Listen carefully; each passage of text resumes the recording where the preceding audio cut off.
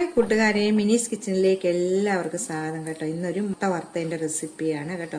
സിമ്പിളായിട്ട് ഉണ്ടാക്കാം, പെട്ടെന്ന് നമുക്ക് ഉണ്ടാക്കാം.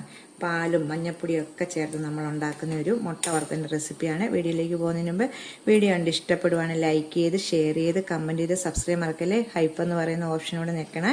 അപ്പോൾ നമുക്ക് വീഡിയോയിലേക്ക് പോകാം. സിമ്പിളായിട്ടുള്ള റെസിപ്പിയാണ്, മുട്ട വറുത്തതിൻ്റെ റെസിപ്പിയാണ് കേട്ടോ. നല്ല സ്പെഷ്യലായിട്ട് നമുക്ക് മഞ്ഞപ്പൊടിയും പാലും ഒക്കെ ചേർത്ത് ഉണ്ടാക്കുന്ന ഒരു മുട്ട വറുത്തതിൻ്റെ റെസിപ്പിയാണ് കേട്ടോ. ഞാൻ ഇതിന് മുമ്പ് ഒരു നല്ല സ്പൈസി ആയിട്ടുള്ള ഒരു മുട്ട ഓംപ്ലേറ്റ് ഇട്ടിട്ടുണ്ടായിരുന്നു. ഇതിപ്പം നല്ലൊരു തേങ്ങ ഒക്കെ ചേർത്തുണ്ടാക്കുന്ന ഒരു നല്ല ഇതാണ്.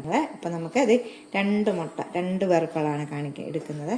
2 മുട്ട എടുത്ത് ബൗളിലേക്ക് ഒഴിച്ചിട്ടുണ്ട്. ഇതിലേക്കൊരു 1/4 ടീസ്പൂൺ പകുതി മഞ്ഞൾപ്പൊടി ഇടുകയാണേ.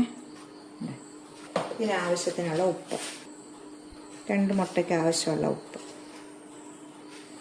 ഇത് ഒന്ന് ഇളക്കാവേ, നല്ലോണം ഒന്ന് ഇളക്കാം.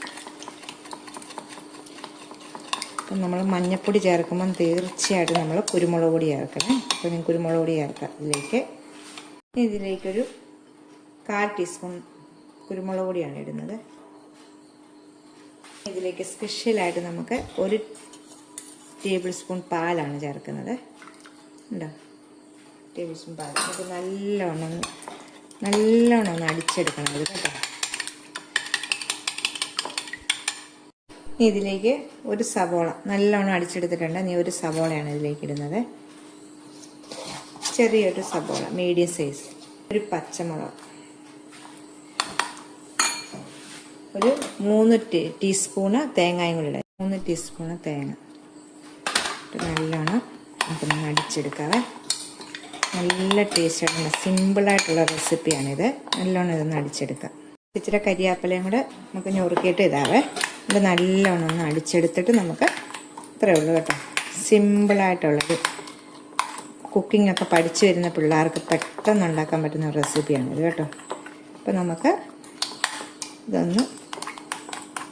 ഇത് ഫ്രൈ ചെയ്തെടുക്കാവേ. പാൽ ചേർക്കുന്നത് കൊണ്ട് നല്ല ഫ്ലഫി ആയിട്ട് കിട്ടും കേട്ടോ. പാൽ ചേർത്തേക്കുന്നത് നമുക്ക് ഇത് ഫ്രൈ ചെയ്തെടുക്കാം. ഒരു പാൻ വെച്ചിട്ടുണ്ട്. ഇതിലേക്ക് നമുക്ക് വെളിച്ചെണ്ണയാണ് ഒഴിക്കേണ്ടത് കേട്ടോ. നല്ലോണം വെളിച്ചെണ്ണ ഇച്ചിരി ഏറെ ഒഴിക്കുവാണെങ്കിൽ നല്ലൊരു ടേസ്റ്റ് കിട്ടും കേട്ടോ. മൊത്തം ഒഴിച്ചിട്ടുണ്ട്. ഇനി നമുക്കിതൊന്ന് നല്ലോണം ഒന്ന് തീ കുറച്ച് വെച്ചൊന്ന് വേവിച്ചെടുക്കാവേ. ഞാനിത് മൂടി വെച്ചിട്ടാണ് 1 മിനിറ്റ് ഒന്ന്. അപ്പോൾ മൂടി വെക്കുമ്പോൾ പെട്ടെന്ന് റെഡിയാകും കേട്ടോ. ഇതൊന്ന് മറിച്ചിടാവേ. അപ്പം എല്ലായിടവും നല്ലോണം ഇതായിട്ടാണ്. അല്ലെങ്കിൽ നമ്മുടെ പാലൊക്കെ ചേർത്തേക്കുന്നതാണ് നല്ലോണം ഇത് ഇതായിട്ടിരിക്കുകയാണ്. നമുക്കിന്ന് മറിച്ചിടാം. കണ്ടോ,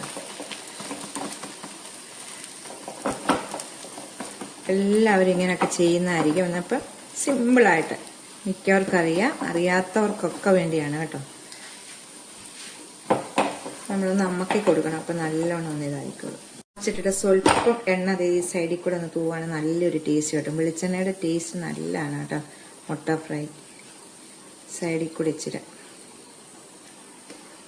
ഇപ്പോഴും റെഡി ആയിട്ടാണ്. നമുക്കിനി പ്ലേറ്റിലേക്ക് എടുക്കാവേ. അത്രേ ഉള്ളൂ. സിമ്പിളായിട്ട് ഉണ്ടാക്കാൻ പറ്റുന്ന ഒരു മുട്ട വറുത്തതിൻ്റെ റെസിപ്പിയാണ്. അപ്പോൾ എല്ലാവരും ഒന്ന് ട്രൈ ചെയ്ത് നോക്കണം കേട്ടോ.